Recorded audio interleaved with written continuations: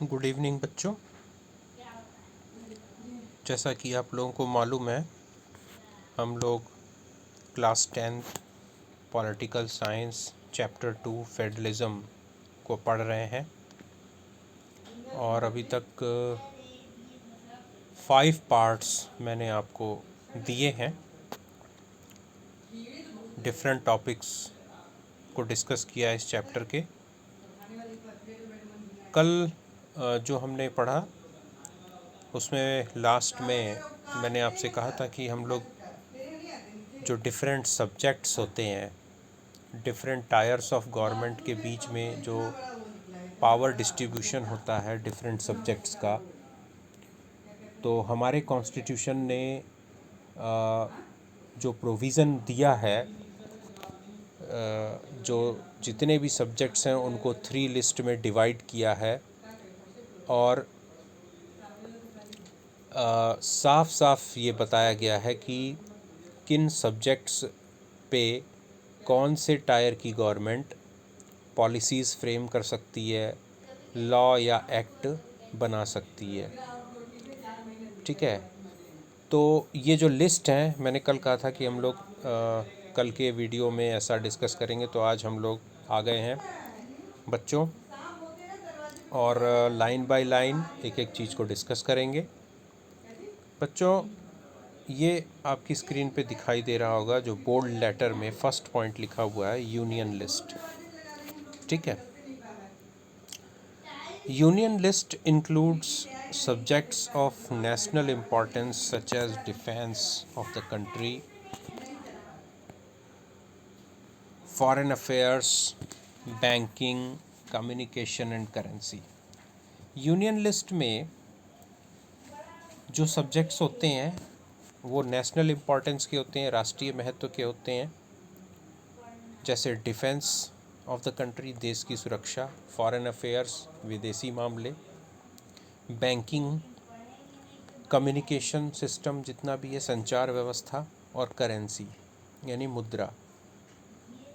बच्चों, एक बात जान लो, यूनियन लिस्ट जैसा कि नाम से ही साफ साफ समझ में आ रहा है कि ये इसमें जो सब्जेक्ट होंगे उन पर यूनियन गवर्नमेंट पॉलिसी फ्रेम करती है, कानून बनाती है। ठीक है, और ये विषय नेशनल इम्पोर्टेंस के होते हैं, राष्ट्रीय महत्व के होते हैं। ठीक, they are included in this list because we need a uniform policy on these matters throughout the country. बहुत अच्छी बात लिखी इसने, बहुत सही बात लिखी कि हमें इस लिस्ट में ऐसे सब्जेक्ट्स हैं, ऐसे मामले हैं जो पूरे देश के लिए एक जैसे होते हैं या एक जैसे होने चाहिए। जैसे डिफेंस ऑफ द कंट्री, देश की सुरक्षा। तो देश की सुरक्षा बच्चों उत्तर प्रदेश के लिए भी उतनी ही महत्वपूर्ण है, तमिलनाडु के लिए भी उतनी ही महत्वपूर्ण है, जम्मू और कश्मीर के लिए भी उतनी ही महत्वपूर्ण है, अरुणाचल प्रदेश के लिए भी उतनी ही महत्वपूर्ण है, गुजरात के लिए भी उतनी ही महत्वपूर्ण है। पूरे देश के लिए ये एक यूनिफॉर्म सब्जेक्ट है, तो ये नेशनल इम्पोर्टेंस का सब्जेक्ट है, इसलिए ये यूनियन लिस्ट में है। ठीक है, ये स्टेट बाय स्टेट वैरी नहीं करता। देश की सुरक्षा एक राज्य से दूसरे राज्य में के लिए अलग अलग नहीं होती, वो एक होती है। पूरे देश के लिए पूरी ये बात एक ही होती है, तो इसलिए ये यूनियन लिस्ट में है ये सब्जेक्ट। ठीक है, the union government alone can make laws relating to the subjects mentioned in the union list. और जो यूनियन गवर्नमेंट होती है यानी जो केंद्र सरकार होती है, वो अकेले इन विषयों पर कानून बनाती है। ठीक है, जो कि यूनियन लिस्ट में है। बच्चों, आपके लिए एक होमवर्क है।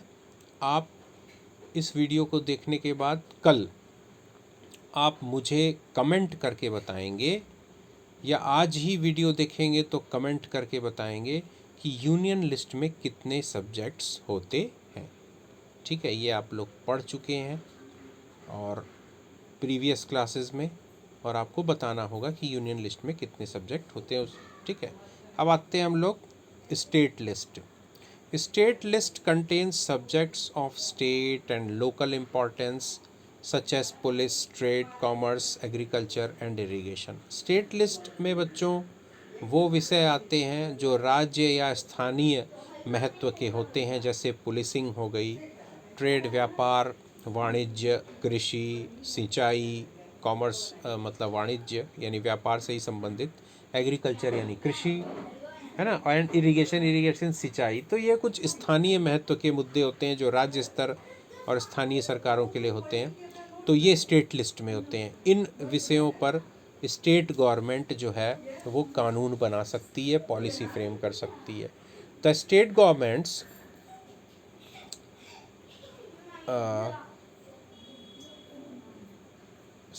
गवर्नमेंट्स इसके बाद है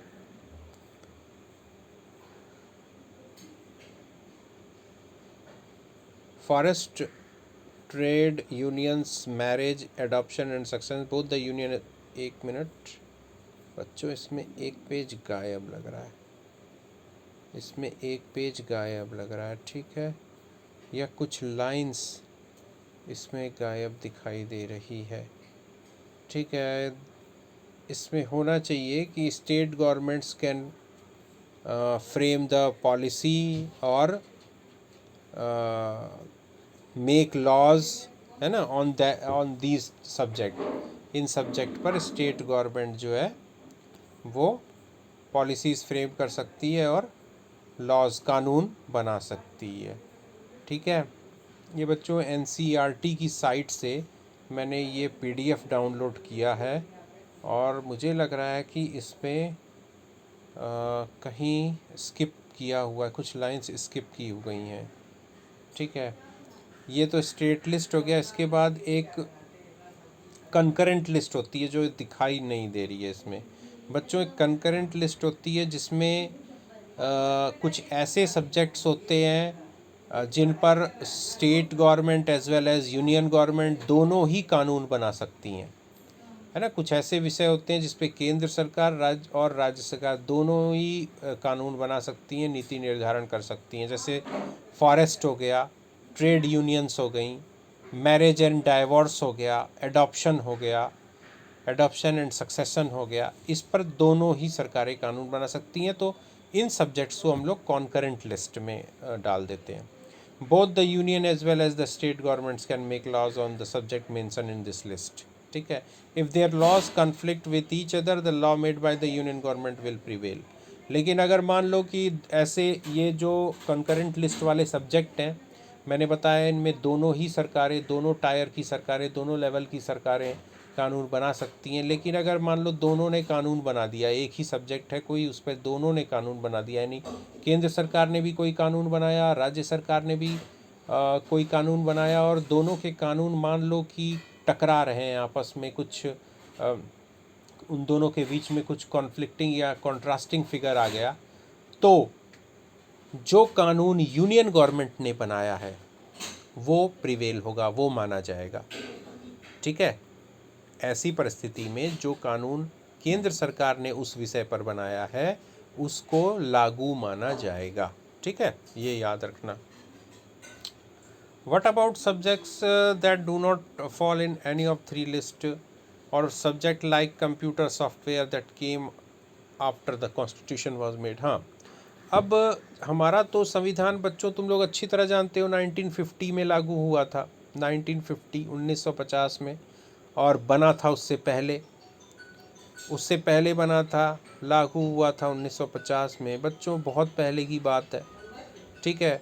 उस समय कुछ ऐसे विषय, आज की डेट में जो कुछ ऐसे विषय हैं वो उस समय नहीं थे, जैसे इंटरनेट हो गया, इंफॉर्मेशन टेक्नोलॉजी से रिलेटेड चीज़ हो गई, कंप्यूटर साइंस से रिलेटेड जो चीज़ हो गई, वो उस समय तो थी नहीं 1950 में, बहुत पहले की बात है। तो उस समय हमारे संविधान निर्माताओं ने सोचा भी नहीं था ऐसे सब्जेक्ट्स के बारे में, तो किसी तरह का कोई उन सब्जेक्ट्स को किसी लिस्ट में उन्होंने डाला नहीं था, न यूनियन लिस्ट में, न स्टेट लिस्ट में, न कंकरेंट लिस्ट, क्योंकि वो सब्जेक्ट था ही नहीं उस समय। लेकिन आज की डेट में इस तरह के कुछ नए सब्जेक्ट्स आ गए, नए विषय आ गए हैं, ठीक है बच्चों। तो अब अब क्या होगा, तो इस तरह के सब्जेक्ट्स जो है ना उनको रेजिड्यूरी सब्जेक्ट्स कहते हैं। क्या कहते हैं बच्चों? रेजिड्यूरी सब्जेक्ट्स, है ना। According to our constitution the union government has the power to legislate on these residuary subjects. तो हमारे संविधान ने पहले से ही आगे भविष्य की कल्पना कर ली थी कि हो सकता है कि आगे आने वाले वर्षों में कुछ नए विषय क्रिएट हों, कुछ नए विषय बने, तो उन विषयों को रेजिड्यूरी सब्जेक्ट्स माना जाएगा और उन पर केंद्र सरकार को कानून बनाने का अधिकार होगा। यूनियन गवर्नमेंट को लॉ फ्रेम करने का अधिकार होगा। ठीक है। We noted above that most federations that are formed by holding together do not give equal power to its constituent units. हमने देखा, जैसा कि अभी तक पढ़ा हम लोगों ने, कि ऐसे फेडरल जो कंट्रीज़ हैं, ऐसे फेडरेशंस हैं जो कि होल्डिंग टुगेदर की आइडियोलॉजी पे बने हैं, जैसे भारत वगैरह, वो अपनी कॉन्स्टिट्यूएंट यूनिट्स को, यानी जो सबऑर्डिनेट यूनिट्स होती हैं, उनको बराबर की शक्ति नहीं देते। जैसे भारत में केंद्र सरकार है और राज्य सरकारें हैं और लोकल जो गवर्नमेंट्स हैं, तो उनको सबको ऐसा नहीं है कि बराबर की पूरी शक्तियां मिली हुई हैं। नहीं, केंद्र सरकार ज़्यादा शक्तिशाली है, राज्य सरकारें जो है उनको केंद्र की तुलना में कम शक्तियां मिली हुई हैं, कम पावर्स मिले हुए हैं। Thus all states in the Indian Union do not have identical powers. तो इस प्रकार हम लोग देखते हैं कि भारत में जितने भी स्टेट्स हैं उनको एक जैसी शक्तियां नहीं मिली हुई हैं। ठीक है, कैसे? आगे पढ़ते हैं। Some states enjoy a special status. कुछ ऐसे भी राज्य हैं जिनको विशेष दर्जा मिला हुआ है, मतलब उनको कुछ विशेष शक्तियां मिली हुई हैं। States such as Assam, Nagaland, Arunachal Pradesh and Mizoram enjoy special powers under certain provisions of the Constitution of India in Article 371 due to their peculiar social and historical circumstances. Bharat में कुछ राज्य, जैसे आपका असम हो गया, जो नॉर्थ ईस्टर्न स्टेट्स हैं, ये नागालैंड हो गया, अरुणाचल प्रदेश हो गया, मिज़ोरम हो गया, हाँ, है ना। तो ठीक है, तो इन राज्यों को कुछ विशेष शक्तियां दी गई हैं। तो ये शक्तियां जो केंद्र सरकार ने नहीं दी हैं, ये हमारे संविधान ने दी हैं। और संविधान में जो आर्टिकल 371 है उसमें इसका प्रावधान दिया गया है, प्रोविज़न दिया गया है। क्यों दिया गया है? क्योंकि इन राज्यों की कुछ विशेष सामाजिक और ऐतिहासिक परिस्थितियां रही हैं जिनके कारण इनको विशेष दर्जा दिया गया। ठीक है, कुछ खास बातें हमारे संविधान निर्माताओं ने उस समय नोट की कि इन राज्यों की कुछ खास चीज़ें हैं, कुछ खास विशेषताएं हैं, चाहे वो ऐतिहासिक हों, चाहे सांस्कृतिक हों, चाहे सामाजिक हों, और उनको विशेष संरक्षण की आवश्यकता हो, है ना, स्पेशल प्रिजर्वेशन की आवश्यकता हो, या कुछ ऐसी वल्नरेबिलिटी देखी गई हो, कुछ खतरा देखा गया हो संस्कृति पे या उसके ऐतिहासिक तथ्यों पर, तो उस समय संविधान निर्माताओं ने विशेष दर्जा दिया इन राज्यों को, कुछ स्पेशल पावर्स दिए। These special powers are especially enjoyed in relation to the protection of land rights of indigenous peoples, their culture and also preferential employment in government services. ये जो विशेष शक्तियाँ दी गई हैं इन राज्यों को, ख़ास तौर से जो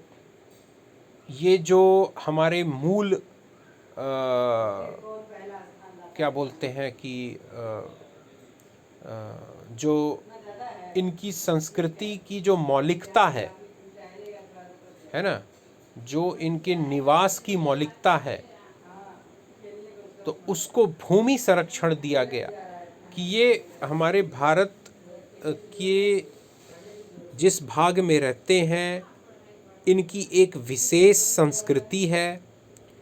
ठीक है, और इनके कुछ विशेष ऐतिहासिक तथ्य हैं, तो उनको प्रिजर्व, उनको बचा कर रखा जाए, सुरक्षा दी जाए, है ना, इनकी संस्कृति को। इसलिए इनको गवर्नमेंट सर्विसेज में, सरकारी नौकरियों में भी जो है विशेष वरीयता भी दी जाती है कि भैया अगर ये इन राज्यों से बिलोंग करता है तो नौकरी पहले इसको दी जाए, है ना, विशेष संरक्षण दिया जाता है। Indians who are not permanent residents of this state cannot buy land or house here, है ना। Indians who are not permanent resident मतलब वो भारतीय जो इन राज्यों के स्थायी निवासी नहीं हैं, जिन राज्यों को अभी हम लोगों ने पढ़ा, जिन राज्यों का नाम, ठीक है। तो ऐसे भारतीय जो इन राज्यों के स्थायी निवासी नहीं हैं, वो यहाँ पर ज़मीन या मकान नहीं खरीद सकते। रहने को रहेंगे, नौकरी करेंगे, सब करेंगे, घूमेंगे फिरेंगे, 50 साल रहें, नौकरी करें, लेकिन वो स्थायी निवास नहीं बना सकते, ज़मीन नहीं खरीद सकते, घर नहीं। आप किराए के मकान में रहिए, काम करिए, बिजनेस करिए, नौकरी करिए, जो भी करिए, रहिए, घूमिए, लेकिन आप यहाँ पर अपना खुद का घर या मकान या ज़मीन खरीद कर नहीं रह सकते, ठीक है। Similar special provisions exist for some other states of India as well. इसी तरह कुछ और भारत के राज्य हैं जिनको इस तरह का विशेष दर्जा प्राप्त है। There are some units of the Indian union which enjoy very little power. और एक तरफ इंडियन यूनियन, भारतीय संघ में कुछ ऐसी भी यूनिट्स हैं जो जिनको बहुत कम शक्तियाँ मिली हुई हैं। मतलब कुछ ऐसे भी ये क्षेत्र हैं जिनको बहुत कम शक्तियाँ, उनमें आते हैं यूनियन टेरिटरीज़, केंद्र शासित प्रदेश, ठीक है। ये स्टेट कैटेगरी में नहीं आते, ये राज्य नहीं होते। कुछ ऐसे इलाके होते हैं जो इतने बड़े नहीं होते कि उनको हम स्टेट का स्टेटस दें, राज्य का दर्जा दें, ठीक है। और इतने छोटे भी नहीं होते कि इनको किसी राज्य में मिला दो। इनकी कुछ विशेष जोग्राफिकल कंडीशन होती है कुछ, है ना, तो इसके कारण इनको राज्य में नहीं मिलाया गया। और छोटे इतने कि इनको राज्य भी नहीं बनाया गया। तो इनको क्या किया गया भैया कि ये चलो ठीक है, तुम लोग जो है अपनी एक अलग पहचान बनाए रखो, लेकिन शासन जो है केंद्र सरकार का रहेगा। वहाँ पर सरकार किसकी चलेगी? जो सेंट्रल गवर्नमेंट की जो सरकार है, वो उसका जो नियम कानून है वो सब वहाँ चलेगा, ठीक है। These are areas which are too small to become an independent state but which could not be merged with any of the existing state। बताया मैंने, ये ऐसे एरिया हैं जो बहुत छोटे हैं, इनको स्वतंत्र राज्य नहीं बनाया जा सकता, लेकिन इनको किसी एग्जिस्टिंग स्टेट में मर्ज भी नहीं किया जा सकता, किसी राज्य में इनको मिलाया भी नहीं जा सकता। These areas like जैसे चंडीगढ़ और लक्षद्वीप और the capital city of Delhi are called union, इनको हम लोग यूनियन टेरिटरी कहते हैं, केंद्र शासित प्रदेश। जैसे आपका चंडीगढ़ हो गया, लक्षद्वीप हो गया, दिल्ली हो गया, दामन दीव हो गया, अंडमान निकोबार हो गया, ये सब, ठीक है, पुडुचेरी हो गया। These territories do not have the power of state, इनके पास राज्यों की शक्तियाँ नहीं होती। The central government has special powers in running these areas. बताया मैंने कि केंद्र सरकार जो है इसके पास विशेष शक्तियाँ होती हैं इन इलाकों पर शासन करने के लिए। This sharing of power between the union government and the state government is basic to the structure of the constitution, ठीक है। और ये जो केंद्र सरकार और राज्य सरकारों के बीच में ये जो शक्तियों का बंटवारा है, ये हमारे संविधान का मूलभूत तत्व है, आधारभूत ढांचा है। It is not easy to make changes to this power sharing arrangement. और इस पावर शेयरिंग अरेंजमेंट में किसी भी तरह का परिवर्तन, इस शक्ति के बंटवारे में किसी भी तरह का परिवर्तन करना बिल्कुल भी आसान नहीं है। The parliament can not own its own change this arrangement. हमारी भारत की संसद अकेले इस तरह के अरेंजमेंट में, इस तरह के प्रबंध में किसी भी तरह का परिवर्तन नहीं कर सकती। Any change to it has to be first pass by both the houses of. अगर कोई परिवर्तन करना है इस चेंज में, कोई परिवर्तन करना है इस अरेंजमेंट में, इस पावर शेयरिंग अरेंजमेंट में, इस शक्ति के बंटवारे में कोई भी परिवर्तन यदि करना है, तो पहले पार्लियामेंट में दोनों हाउस, जो लोकसभा और राज्यसभा है, वहाँ पास करना पड़ेगा, बिल को पास करना पड़ेगा, वो भी 2/3 मेजॉरिटी से, 2/3 बहुमत से। Then it has to be rectified by the legislator of at least half of the total states. और जितने भी भारत में स्टेट हैं उसमें कम से कम आधे राज्य अपनी विधानसभाओं में उस विधेयक को पारित करें, उस बिल को मंजूरी दें जो परिवर्तन वाला है। ठीक है, मतलब कम से कम 14 स्टेट ऐसे होने चाहिए जो पार्लियामेंट की बात पर मुहर लगाएं। पार्लियामेंट ने जो बिल पास किया है, जो अमेंडमेंट या संशोधन किया है, उसको बाकी कम से कम 14 स्टेट या उससे ज़्यादा स्टेट उस पर मुहर लगाएं या उसको मान लें, तब जा कर के वो चेंज या अमेंडमेंट इम्प्लीमेंट हो पाएगा, लागू हो पाएगा। ठीक है बच्चों, आज का वीडियो यहीं तक है ना। और मैं जो भी क्वेश्चन पूछता हूँ आप लोग मुझे बताओ। मैंने क्वेश्चन पूछा था बच्चों कि यूनियन लिस्ट में कितने सब्जेक्ट हैं, आपको बताना होगा स्टेट लिस्ट में कितने सब्जेक्ट्स होते हैं और कंकरेंट लिस्ट में कितने सब्जेक्ट्स होते हैं। बच्चों आप कमेंट करके मुझे बताएंगे, ठीक है, और कमेंट करके ये भी बताएंगे कि आपको और किस तरह से पढ़ना है। Thank you for watching my video. Okay, goodbye and good night.